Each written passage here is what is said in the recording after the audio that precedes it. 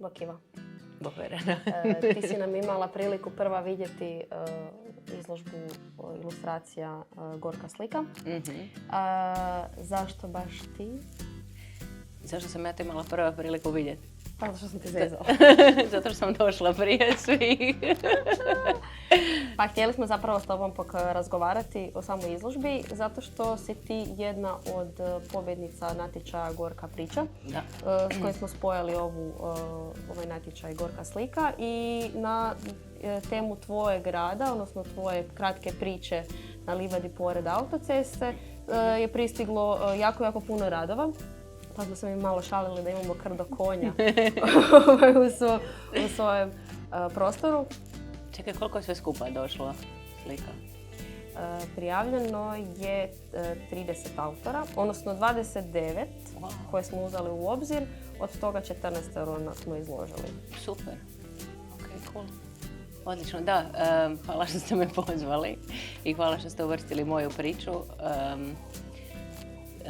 Meni je bilo prilično zanimljivo vidjeti u stvari te likovne interpretacije moje priče, zato što nekako dok je ta priča nastajala ja sam imala nekakve slike svoje u glavi, ali nisu bile toliko vizualno povezane sa konjima konkretno, iako su konji u naslovu, nego sam imala više nekakve obiteljske slike.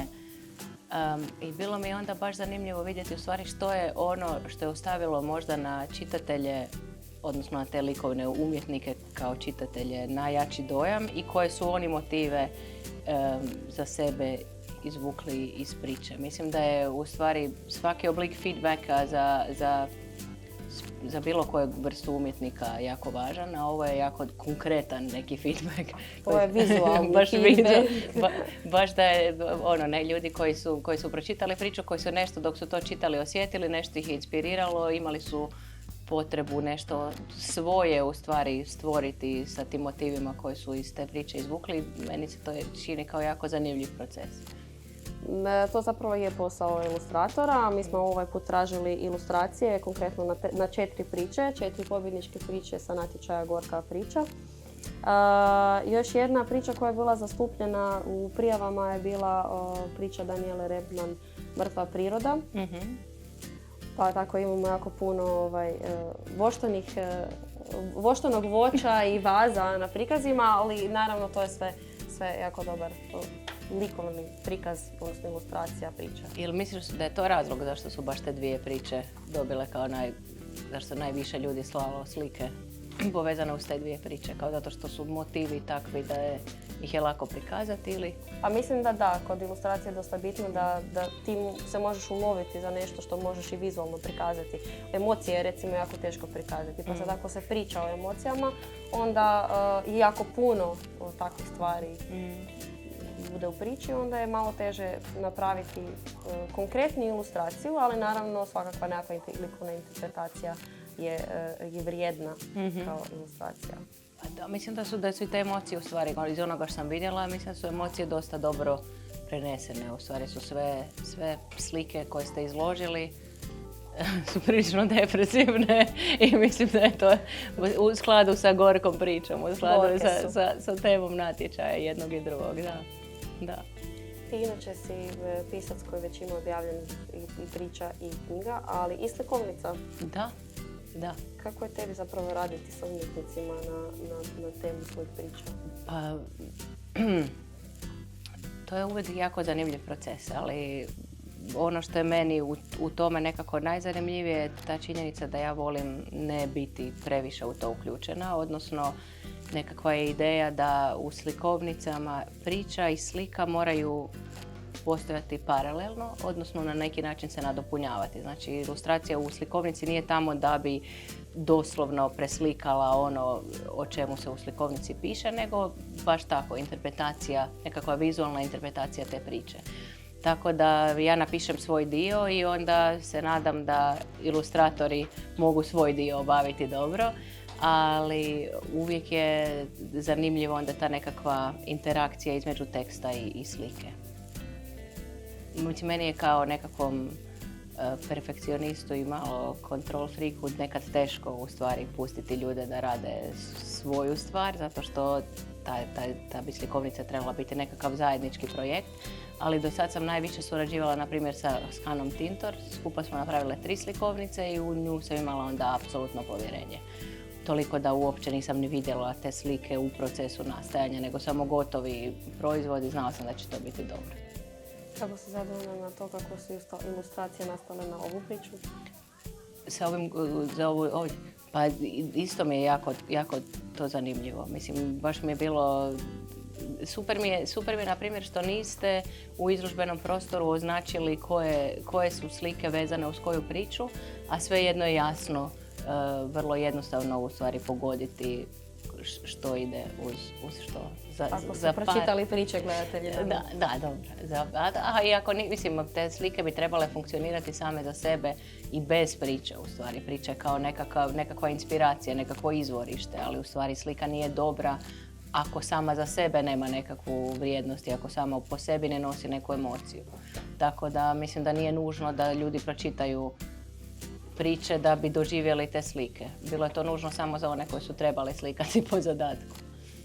Pa mi smo zapravo poticali mlade umjetnike i umjetnice da kroz takvu ilustraciju koja se temelji na priči interpretiraju emocije poput tuge, samoće, ogorčenosti i čežnje.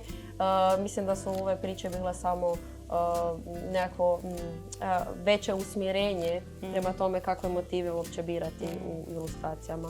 Mene je iznenadilo, na primjer, da nije bilo više nekih, možda ono kada sam čula za ovaj natječaj Gorku sliku i kad sam čula da je moja priča izabrana kao jedna od tih koji će se interpretirati, nekako mi je prvo palo na pamet ono što bih ja išla crtati su nekakve slike iz obitelji, zato što je priča o ženi srednjih godina koja je nezadovoljna sa svojim životom i onda bi nekako ona bila centar toga.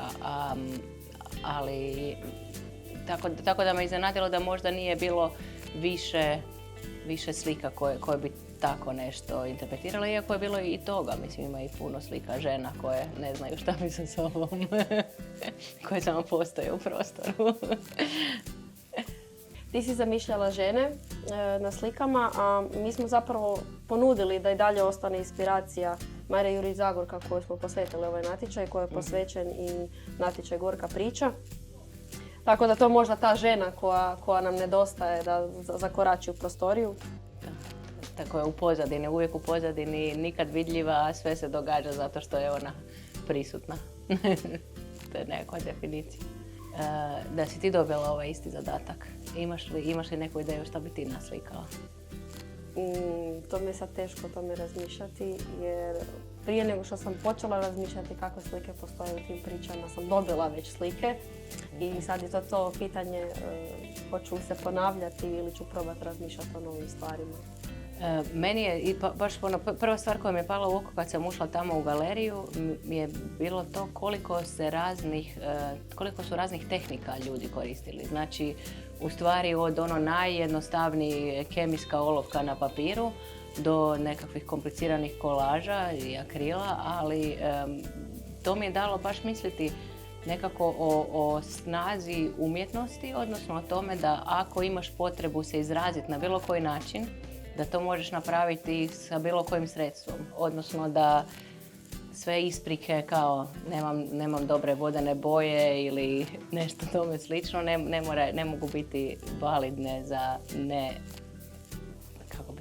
za ne stvaranje umjetnosti.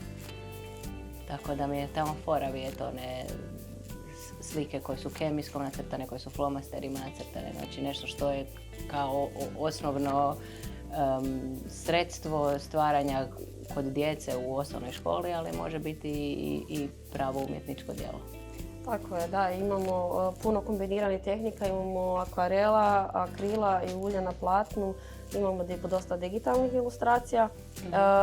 Super su ti kao dječje stvaranje, odnosno kolaž, crteži, kemijske pastele, baš je raznolikost tehnika. I zapravo ima i nešto i tipografskih eksperimenata i grafičkih monotipija.